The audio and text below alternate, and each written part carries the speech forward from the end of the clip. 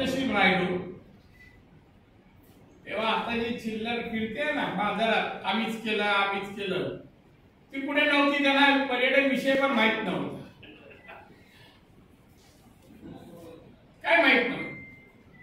तेव्हा युतीचं राज्य होतं 95 नंतर, आणि मी त्या वेळेला दिल्ली महाराष्ट्र सरकार असं करत करत सिंधुदुर्ग जिल्हा पर्यटन जिल्हा म्हणून परवानगी मिळवली आणि त्यावेळेस सावंतवाडीला भव्य कार्यक्रम झाला.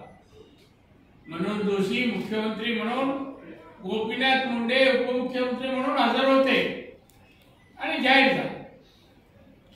हा जिल्हा जाहीर झाल्यानंतर पर्यटनाला काय काय लागतं, पर्यटक कुठून येणार, युरोपमधून आले तर त्यांच्या आवडीनिवडी काय आहेत, त्यांना राहायला कशा जागा लागतात, हॉटेल लागतात, काय खातात ते तिखट काही लोक खात नाही, कॉन्टिनेंटल फूड पाहिजे, मग त्यासाठी हॉटेल पाहिजे, या सगळ्या गोष्टीचा अभ्यास टाटा कंपनी आम्हाला 400 युतीचा राज्य आल्यानंतर सगळे पाटबंधारे मी सुरू केले. मध्यम, लघु आणि मोठे म्हणजे अबाव 700 कोटीपेक्षा मोठे तेही आहेत, ते मी सुरू केले. त्याच्यातला एकही शिवसेनेचा कोण, त्यांना आता लहान मोठे काय कळतं की नाही मला माहित नाही, कोणी काय केलं. रस्ते, हायवे पण मी आणि पृथ्वीराज चव्हाण आम्ही गेलो दिल्लीला, तेव्हाचे चव्हाण म्हणून कोणतरी मंत्री होते त्यांच्याकडे गेलो, हा रस्ता का महत्वाचा आहे पटवून सांगितलं, आणि हायवे यावर्षी तुम्ही इन्क्लूड करा, जे हायवे करणारा त्यात करायला लावला.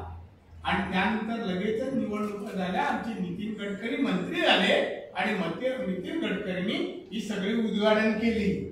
भूमिपूजन रत्नागिरीला झालं,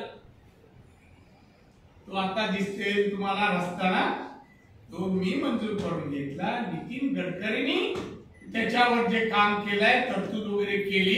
याने मात्र एक काम केलं, त्याला तुम्ही बोर्ड मध्ये लिहा, काय केलं, कॉन्ट्रॅक्टर आला, गाड्या आल्या, सगळं आल्या, रेतीचे वाळूच्या गाड्या लागल्या, गाड्या अडवल्या गेल्या. सांगितलं हा कसं काम करायचंय, आम्हाला गाड्या घेऊन द्या, गाड्या म्हणजे कार, आणि कार ज्यांच्या माझ्याकडे फोटो आहेत त्यांचे कारचे, काही शिवसेनेच्या पुढाऱ्यांनी घेतले तेव्हा हा हायवेचं काम सुरू झालं, मला नंतर कळलं. आज जेवढी विकास कामं आहेत, बंदर जिल्ह्यात एक बंदर मी चालू केलं, जेव्हा मंत्री माझ्याकडे कोर्ट आला होता तेव्हा, रेडी बंदर. आताच्या खासदाराचा एक माणूस दर महिन्याला का पोचतो मला कळत नाही, बंदराच्या ठिकाणी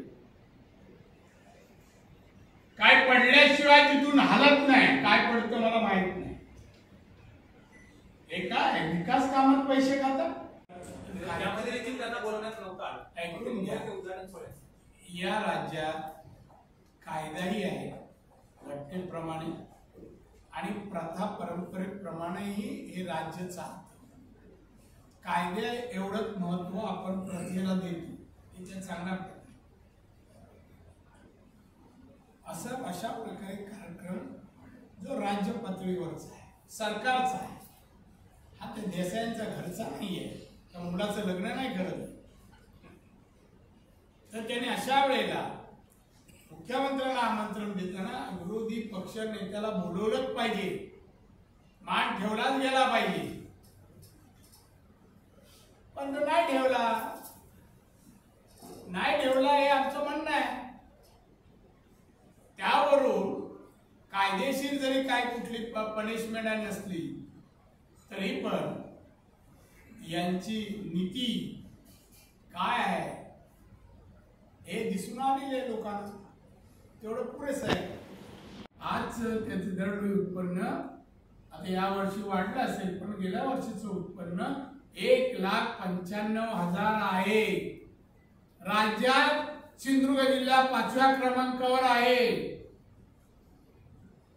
हा उगाच नाही, by product value added product बनवले आणि त्यामुळे शक्य झालं. नुसतं भातावर 5वा नंबर येत नाही. पण असं कोणी करून दाखवा ना. त्याआधी खासदाराला विचारला, व्हॅल्यू ॲडेड प्रोडक्ट म्हणजे काय रे, जरा विचारा तरी. तो खासदार आहे, काय केलंस तू ज्या या जिल्ह्यात म्हणजे लोकांचं उत्पन्न वाढायला, रोजगार मिळायला. आता माझ्याकडे MSME आहे, सूक्ष्म लघु आणि मध्यम उद्योग या देशातले माझ्याजवळ आहे. किनारपट्टी, समुद्र किनारपट्टी, हिल स्टेशन अशा भागामध्ये मी वेगवेगळे उद्योग सिंधुदुर्ग, रत्नागिरी, रायगडला देणार. गेल्या 2 वर्षात या क्षेत्रातलं काम मोठा शून्य आहे. जे मंत्री आहेत ना इंडस्ट्रीचे, काय नाही, काय काम नाही. सेंटरचा एकही प्रोजेक्टला परवानगी नाही, जमीन नाही. फक्त प्रकरण ऐकायला मिळतात. सकाळी उठला प्रकरण, काय मिळवलं नाव येते ना टीव्हीवर, चांगल्यासाठी का कशासाठी माहित नाही. आणि म्हणून मला एवढंच सांगायचं, इजिप्ती विमानतळ हे सर्व श्रेय या भारतीय जनता पक्ष आणि आमचा आहे, यात कोणाचंही श्रेय नाही. पाहुणे म्हणून आम्ही बोलवलंय, पाहुणे म्हणून या, पदाप्रमाणे काहीतरी द्या आणि जा. मोठी मोठी माणसं आपण पुढे आणायचो.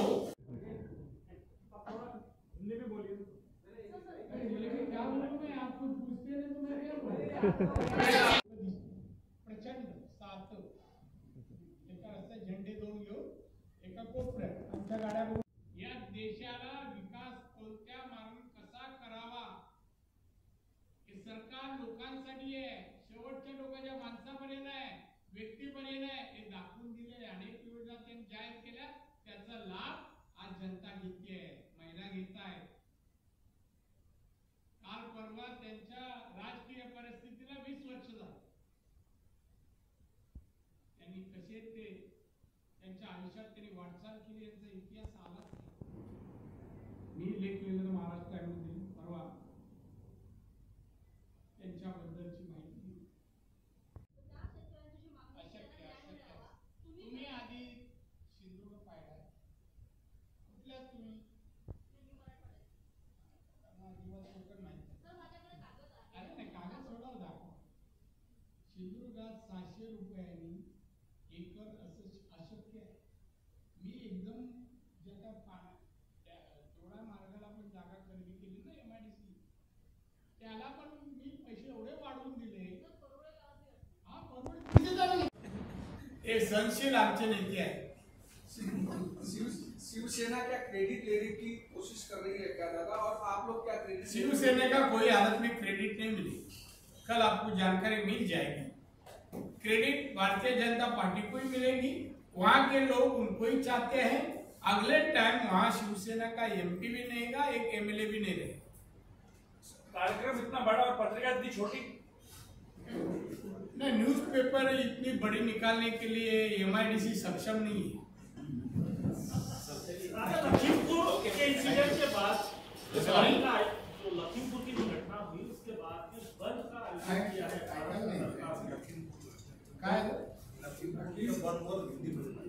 महाराष्ट्र बंद का ऐलान किया है. देखिए, वो ये सरकार 3 पार्टी इकट्ठा होकर कर रही है, तो उनका सवाल आंदोलन करना है, मगर 3 पार्टी के लीडर तो एक जगह होने चाहिए ना.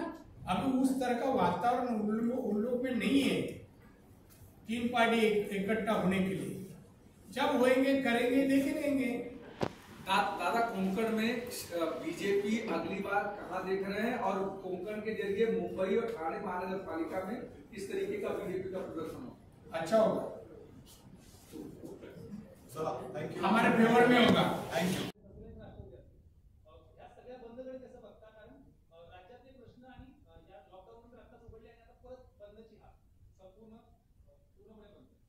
बंद एक दिवसाचा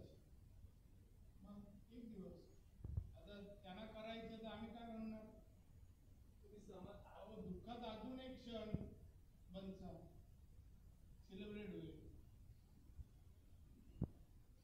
इस एयरपोर्ट का नाम क्या देंगे? इस एयरपोर्ट को नाम नाम मैं सोच रहा हूँ, अभी तक डिसाइड नहीं हुआ.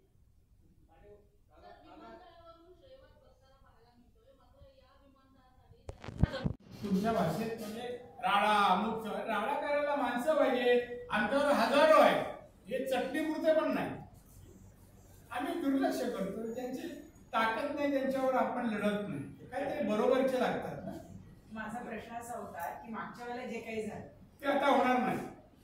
पण त्याआधी तुम्ही आज ही पत्रकार परिषद घेऊन एवढा मोठा गौप्यस्फोट करताय, तर या सगळ्याचा उद्याच्या जो काही कार्यक्रम आहे त्याच्यावर परिणाम नाही होणार का? नाही, परिणाम आम्ही काय होऊ देणार नाही. आम्ही समर्थ आहे. आमच्या जिल्ह्यात आलेले असतील आणि तिथे तो जिल्हा असा आहे भौगोलिक परिस्थिती, तिथे कोणी वाईट कृत्य करून निघून जाऊ शकत नाही. सर, एक वेगळा प्रश्न. आज 2 दिवस राज्यात सेंट्रल एजन्सीच्या होत्या रेड सुरू आहेत. खास करून IT विभागाच्या रेड खूप सुरू आहेत. त्या सगळ्यावर पुन्हा एकदा केंद्रीय यंत्रणा महाविकास आघाडीला दडपण्यासाठी अशी कामं करतात, एक आरोप तो होतोय. त्याकडे हा शब्द तुम्ही का पत्रकार आरोप नाव सांगा. सगळेच करतायत. अजित पवार असतील, शरद पवार असतील. ऐकून घ्या. ज्यांच्या वर रेड होते त्यांना बोलायचा अधिकार नाही. चौकशी पूर्ण होऊ दे, चौकशीतून निर्दोष सुटू दे, मग त्यांना बोलायचा अधिकार आहे. कळलं ना. लोकही महाराष्ट्राची औद्योगिक म्हणजे जे कोण उद्योगधंद्यात आहेत, कमर्शियल धंद्यात आहेत, साधे गरजू आहेत, ते बोलत आहेत. आमच्याकडून प्रचंड भ्रष्टाचार केला, पैसे घेतले जात आहेत. उद्योगधंदे चालू होत नाही, कन्स्ट्रक्शन सुरू होत नाही, भयंकर पैसे मागितले जातात. त्यांची व्यथा तुम्ही का नाही बोलून दाखवत? यांची बोलून दाखवत. त्याला त्रास होतोय. बरं जाऊ द्या. त्या पकडलं जातात तर खोटा नोट आहेत का? मग कसं म्हणता तुम्ही? नाही, जे काय छापाकडून जे काय मिळतंय ना त्या का खोटा नोट आहेत? माध्यमातून जगातील पर्यटक यावे, इथे पैसे खर्च करावे. खर्च केलेल्या पैशातून टॅक्सी जावा वेगवेगळ्या माध्यमातून आणि तो सरकारच्या तिजोरीत जाऊन विकासाला पैसे. आंबा, काजू, नारळ, सुपारी जी काय आमची फळं आहेत आणि मालवणी जेवण आहे ते भरपूर पर्यटकांनी खावं, खर्च करावे आणि जावं. हे पैसे लोकांच्या खिशापर्यंत, संसारापर्यंत लागली, मुलांच्या शिक्षणाला हातभार लागेल आणि या स्तुत्य हेतूने हे सगळं केलेलं आहे. आता आपल्याला यामध्ये काही विचारायचं विचारू शकतो. जागा संपत्ती सीवर्ड लोकांना दिसू दे तरी सीवर्ड म्हणजे काय? विकासाच्या अनेक गोष्टी आहेत, त्याला पैसे द्या. वादळाच्या वेळेला जाहीर केलेले पैसे द्या, पूरपस्ती जाहीर केलेले पैसे द्या आणि दर वर्षाचे येणारे पैसे हे निदान जुलैच्या अगोदर येतो. जुलै ऑगस्ट हे येतात कधी डिसेंबर जानेवारी, म्हणजे खर्च करायला जरूरच नाही. आणि खर्च नाही झाले का परत जमा. आता ते सगळे आहेत ना, कोण म्हणणार नाही, शत्रू आहे, त्यांना बाकीच्याला कळत नाही. पैसे दिले ना, अरे दिले, कधी दिले बाबा? फेब्रुवारी मार्चला देतो आणि फेब्रुवारी जानेवारी फेब्रुवारी देतो, मार्चला परत देतो. 1% काय केलं ते सांगावं. एज्युकेशन मध्ये पण सांगतो. इंजिनिअरिंग कॉलेज मी नेलं, मेडिकल कॉलेज मी नेलं. शाळेला एकाच वेळेला 340 शिक्षक मी दिले. शाळेला वर्ग आमदार फंडातून प्रत्येक शाळेला मी दिले. अनेक खासदारांच्या MSc चे पैसे नेऊन मी अनेक कामं शैक्षणिक मी पूर्ण केली. हे कुठे होते? हे आता खासदार निदान झाल्यानंतर गावात गेले, गावातले लोक ओळखतात का बघा रात्री गेल्यावर. त्यामुळे त्यांचा काही संबंध नाही. हा विमानतळ जो होतोय, आताही तुम्हाला सांगतो, रोज ते वृत्तपत्रात द्यायचे, विमानतळ अमुक तारखेला चालू होणार, अमुक तारखेला. एक कोणतरी राज्यमंत्री होते वसाहतवाडीजी, दीपक केसरकर, ते गणपती आला एक प्रायव्हेट विमान करायचे, तर ज्याचं करायचं तो आमच्या ओळखीचा असा, काहीतरी 3.5-4 लाख द्यायचे आणि गणपतीला विमानात ठेवून सिंधुदुर्ग त्या एअरपोर्टवर उतरायचे. आमचे प्रभू बिचारे साधे म्हणून परवानगी द्यायची, खरं परवानगी देता का नाही उद्घाटन झाल्याशिवाय. आणि उद्घाटन झालं, गणपती आणून ठेवला का परत काय, किती वेळा, काही अभ्यास नाही, कोणाला भेटायला पाहिजे काय काय नाही. मी मंत्री आता झाल्यानंतर मी संबंधित मंत्र्यांना भेटलो आणि त्यांना सांगितलं बाबा असं असं आहे, बांधून तयार आहे, छोट्या छोट्या गोष्टी आहेत, पाणी MIDCने द्यायचे, दिलं नाही. उद्या प्रस्तावित करणार आहे, मी पाणी दिलं नाही. देसाई दुसरे रस्ता 34 कोटी खर्च आहे, हायवे एअरपोर्ट फक्त 34 कोटी खर्च, दिले नाही. 2.5 वर्ष आली, आम्हीच केला म्हणतात तर विमानतळ 14 म्हणजे 2014 मी विमानतळ बांधून पूर्ण गेला, ही कामं फक्त राहिली होती जी आता सांगतोय ती करू शकले नाही. मी काल जेव्हा तिथला अधिकारी भेटला, मी म्हटलं काय रस्ता का नाही गेला, हायवे ते नाही साहेब काम चाललंय. नाही मला सीओ आले माझे आमंत्रण, सीओ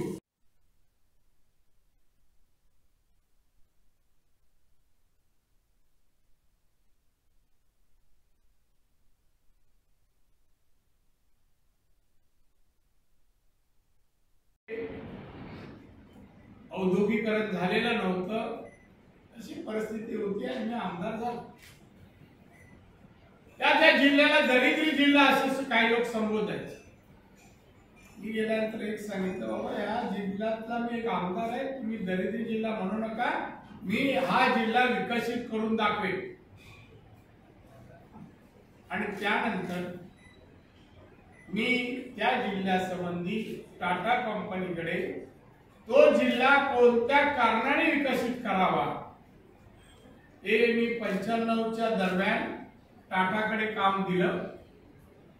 टाटाने काही महिन्यानंतर रिपोर्ट दिला, 481 पानाचा जो रिपोर्ट होता, तर सिंधुदुर्ग जिल्हा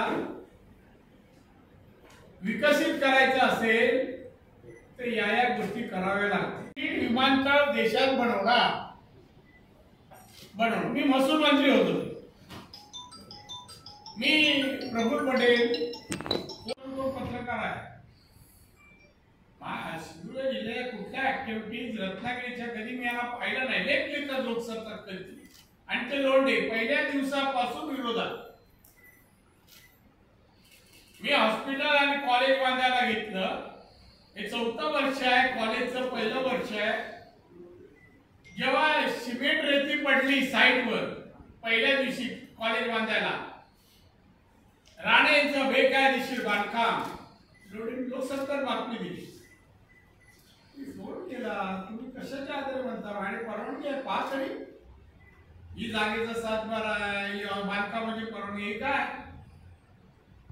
बातमी. आता मी येऊन पाहत नाही, 650 बेडचं हॉस्पिटल, 150 MBBS स्टुडंटचं कॉलेज आज चालू आहे.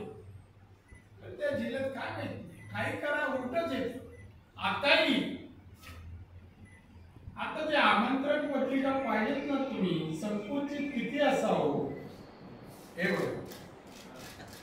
नेमकं माझं नाव किती बारीक आहे झालंय बघा. आपाप शाही माहित नाही का हे झाली. हे बघा, माननीय उद्धवजी ठाकरे, ज्योतिरादित्य सिंधिया, नारायण राणे. आता मी राजकारणात आणि प्रोटोकॉल प्रमाणे या दोघांपेक्षा सिनियर आहे. तरी पण फॅक्ट आहे, प्रोटोकॉल पाळला जातो अशा काय. तरी महाराष्ट्राचा मान म्हणून मुख्यमंत्र्याला पाहिजे असतात मान नाही. महाराष्ट्राचे मुख्यमंत्री आपण तेवढा मान देतो, नावात कोण आहे याला संबंध नाही. महाराष्ट्राचे मुख्यमंत्री ते जाऊ दे, आमचे माझं नाव तिघांची नावाने बारीक का झालं जाऊ दे ठेवू दे तोही प्रश्न आहे. पण हे असं ही वृत्ती आणि आम्ही केला ठीक आहे.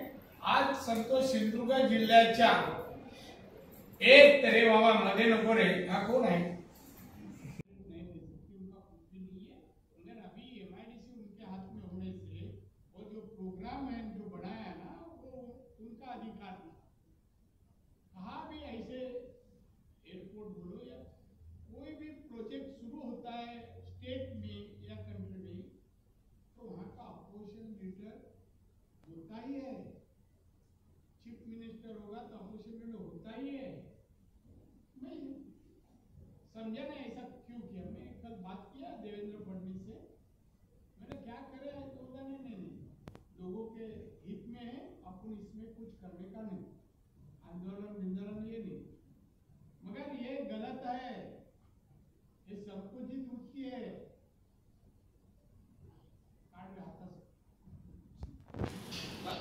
काय नाव आहे रोपवे येणार होतं. रोपवे अशा वेगवेगळ्या विकासाच्या मनोरंजनाच्या गोष्टी अधिक 28 साईट अशा होत्या की पर्यटकांना जाण्यासाठी पाहण्यासाठी पॉइंट म्हणतो आपण पॉइंट 28. आंबोली हिल स्टेशन काही देवळं काही चर्च समुद्र किनारा असं धरून 28 होती. ते 28 आणि बाकीच्या हे सगळं मनोरंजनाची साधनं हे सर्व तयार झाल्यानंतर परदेशी पर्यटक आला किमान 7 दिवस राहावा. का 7 दिवस राहावा तर 7 दिवसात त्यांनी कमीत कमी 5 लाख तेव्हाच सांगतोय आता करेन्सी तेव्हा फरक आहे. 5 लाख रुपये तरी खर्च करावे. हे 5 लाख वेगवेगळ्या माध्यमातून स्थानिक लोकांच्या घरी जावे संसारात जावे ऐकतो आमचा. उद्योगधंदे भरभरणीला यावे स्थानिक आणि म्हणून आम्ही विमानतळची साईट ती निवडली. नंतर आम्हाला परवानगी मिळाली. प्रफुल्ल पटेल मला वर्कशॉप